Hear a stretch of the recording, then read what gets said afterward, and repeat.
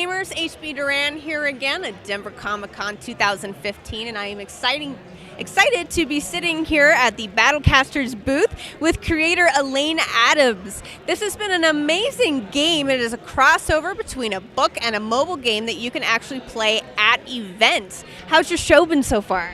We've had just an amazing time here in Denver. The fans have been amazing, and the best part has been there's so many families here. A lot of the cons that we've been to, that's not as family oriented, but the Denver Comic-Con seems to really bring in the families in droves. So we've been able to have hundreds of kids play our game BattleKasters, and the best thing is they've had a great time. It's so exciting to see their faces when they close the stone fire, which is how you finish the game, and they just get so excited and they start jumping up and down, and every one of them has had a great time. I had a great time playing it.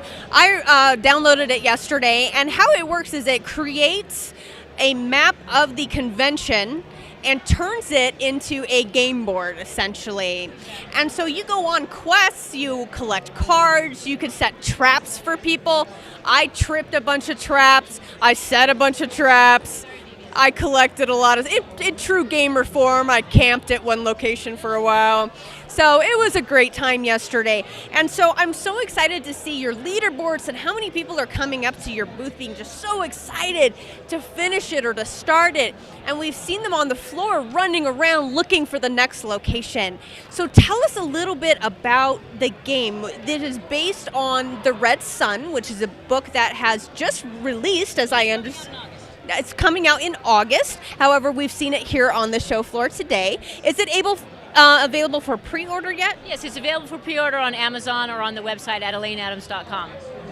Great, so give us a little background. This was based on some Norse mythology, but it's a lot different than what you'd see in, say, like the Avengers or something like that.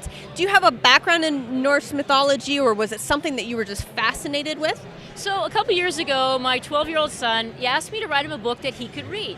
And so one of the things that he was really interested in was mythology. And I'd always grown up reading all those great mythology stories, like, Tolkien stories and everything. And so I wanted to come up with a really unique way of presenting the mythology. I felt like Rick Riordan had covered a lot of the Greek mythology, so I wanted to explore Norse mythology. But more than just the mythology, I was really interested in some of the Arthurian, King Arthur legends, and a lot of those took place in the part of the world called Orkney. And Orkney is a real set of islands off the coast of Scotland. And I was really fascinated by some of the local folklore, which had not only the Norse mythology like Odin's stone, but it also had some folklore around witches.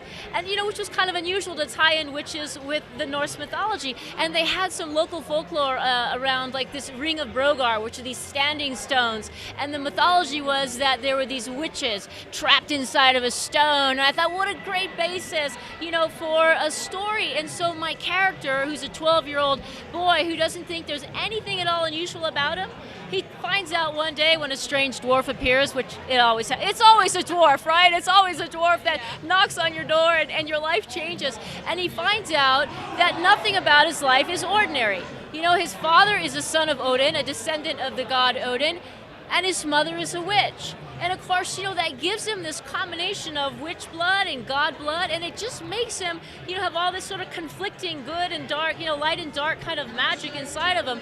And nothing about his life is ever the same after that. And he has to go save his friends and travel through a stone fire into this magical realm of Orkney.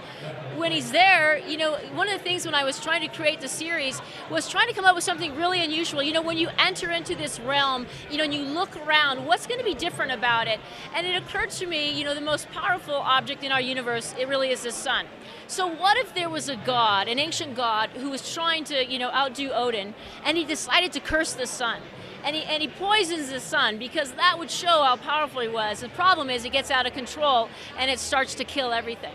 And so in order to stop that, Odin cuts off his head and decrees no more magic in our world. And so that was, for me, the way we could explain why there's no magic left in our world, Midgard, because Odin scooped it all up along with these islands and took it up into the ninth realm. And so all of this came about really as my son, prompting me to write him a story that would be fun for him to read. So once you've toiled and you've created this beautiful story, and you're working with your son, and what a wonderful bonding experience that must have been. How did you take that step from this concept and this family project to Artifact Technologies? How did you team up with them? So The other thing about my son, like a lot of kids today, he's always walking around with that phone, right in front of his face, and he loves digital mobile games. And one of the things that kids, we compete when we're trying to get kids to sit down and read a book. We're competing with so much more today than we ever have before. We're competing with iPads and Xbox and digital mobile games. And so one of the things that I thought would be interesting as I was developing this Legends of Orkney brand and this series, and I was looking at some of the metadata of people that were coming to my website and where were they coming from. A lot of them were really coming from a video game search, this game approach.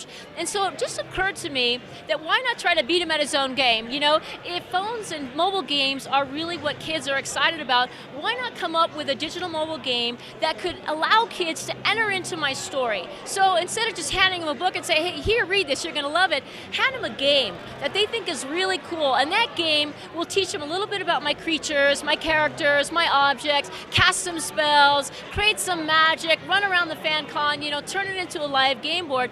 And so I was fortunate enough to find Artifact Technologies because they have this proprietary technology called the Mixby platform. So, our game is not an app, it's a platform. And because it's a platform, it allows us to do a lot of things in the game while you're playing it. I can make it harder. I can watch all the data coming in as my players are playing. I can tweak it. You can't do that with an app, and we can have the leaderboard. We can see how people are playing and what our results are. If the game's too easy, we can try to make it a little harder or vice versa. So what I was drawn to Artifact was not only Brent Friedman, because he's just so talented when it comes not only to games, he's responsible for Halo 4 storyline, but he's also a great writer himself, and he was able to he and I become really great writing partners in this. He was really able to help me build the story, finalize the story, give it that last edit, make sure that the game and the story were really in sync with each other and had all those heroic, magical elements, that it needed. And so that's just been a great partnership all around. Now, this is your first video game. Do you anticipate making more, like, say, to tie into other books?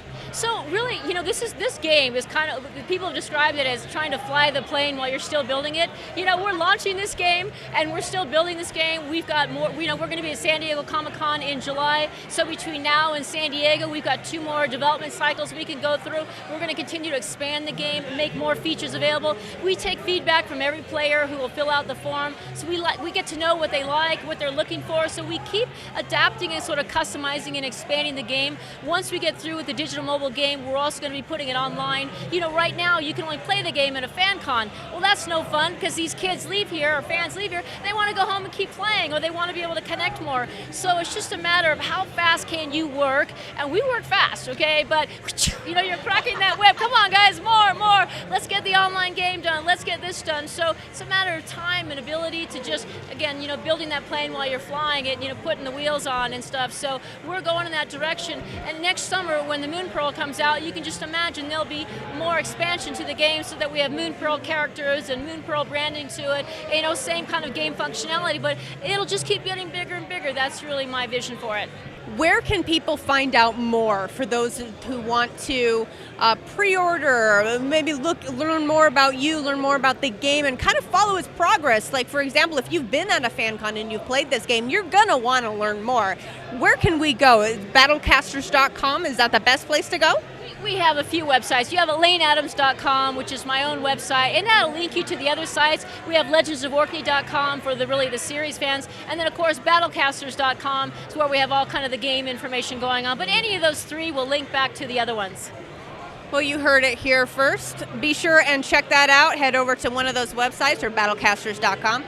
For Video Game News Source, I'm HB Duran, and make sure to check out our website and our YouTube for video coverage and reviews of the game. Back to the floor.